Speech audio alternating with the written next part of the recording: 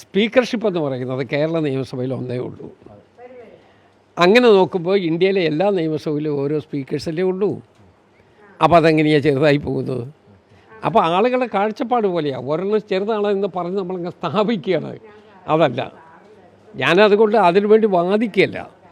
ഞാൻ പറയുന്നത് അതൊരു കോൺസ്റ്റിറ്റ്യൂഷണൽ ബോഡിയാണ്, കോൺസ്റ്റിറ്റ്യൂഷണലായിട്ടുള്ള അധികാരങ്ങളുമാണ്.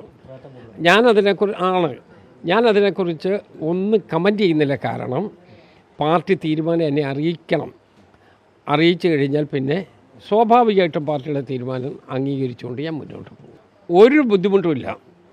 ഈ മുന്നണി കറക്റ്റായിട്ട് മുന്നോട്ട് പോവുകയാണ്. ജനാഭിലാഷം എന്താ? കേരളത്തിൽ ഈ മുന്നണി ഭംഗിയായി പോകണം എന്ന് തന്നെയാണ്.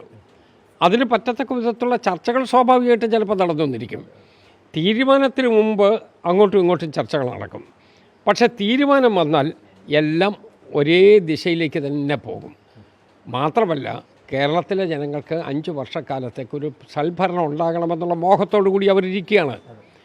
അതിന് ഹാനികരമായ രൂപത്തിൽ ഒരു പെരുമാറ്റവും ഒരിടത്തുനിന്നും ഉണ്ടാകുമെന്ന് ഞാൻ കരുതുന്നതേയില്ല.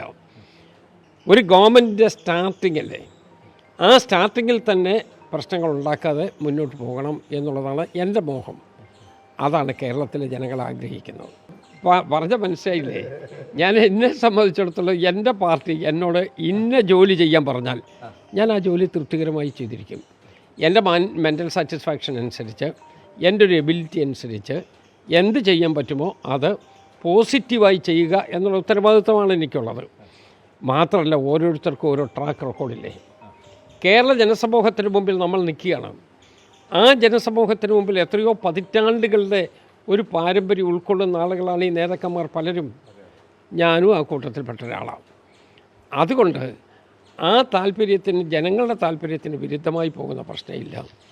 പാർട്ടിയുടെ പൊതു താല്പര്യം അംഗീകരിച്ചുകൊണ്ട് തന്നെ മുന്നോട്ട് പോകണം. പാർട്ടി എന്ത് തീരുമാനിക്കും? എന്നെ ഈ സ്ഥാനത്തെത്തിച്ചതാരാ? പാർട്ടി. അപ്പോൾ എന്നെ ഇന്ന സ്ഥാനത്ത് വിനിയോഗിക്കാം എന്ന് തീരുമാനിക്കേണ്ടതാരാ? പാർട്ടി. അപ്പോൾ പാർട്ടി തീരുമാനം അംഗീകരിച്ച് മുന്നോട്ട് പോകുക എന്നുള്ള എൻ്റെ പൊതുവായ ഒരു ചിന്താഗതി അതാണ്. പൊതുപ്രവർത്തനം എന്ന് പറയുന്നത് ഏതാ? പൊതുപ്രവർത്തനം എന്ന് പറയുന്നത് നമ്മുടെ ഒരു ശുപാർശ പ്രവർത്തനമൊന്നുമല്ല. ജനങ്ങൾ നമ്മളിൽ നിന്ന് ആഗ്രഹിക്കുന്ന, അതാണ് ഞാൻ നേരത്തെ ഒറ്റ വാക്കിൽ പറഞ്ഞു, ജനങ്ങൾ നമ്മളിൽ നിന്ന് ആഗ്രഹിക്കുന്ന ഒരു സർവീസുണ്ട്. ആ സർവീസ് സ്വാഭാവികമായിട്ടും ജനോപകാരപ്രദമായ നടപടികൾ തന്നെയാണ്.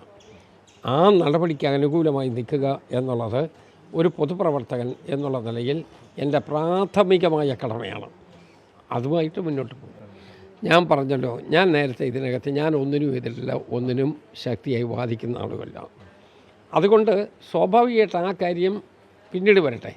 മാത്രമല്ല, പൊളിറ്റിക്കൽ കോൺട്രവേഴ്സിയുള്ള കാര്യങ്ങളിൽ കൊണ്ടുവന്ന് എത്തിക്കാനാണ് എന്നെ ശ്രമിച്ചുകൊണ്ടിരിക്കുന്നത്. ഞാൻ അതിനകത്ത് ഈ സുപ്രഭാതത്തിൽ അങ്ങനെ ഒരു കോൺട്രവേഴ്സിയിലോട്ട് ഞാൻ പോകാനില്ല.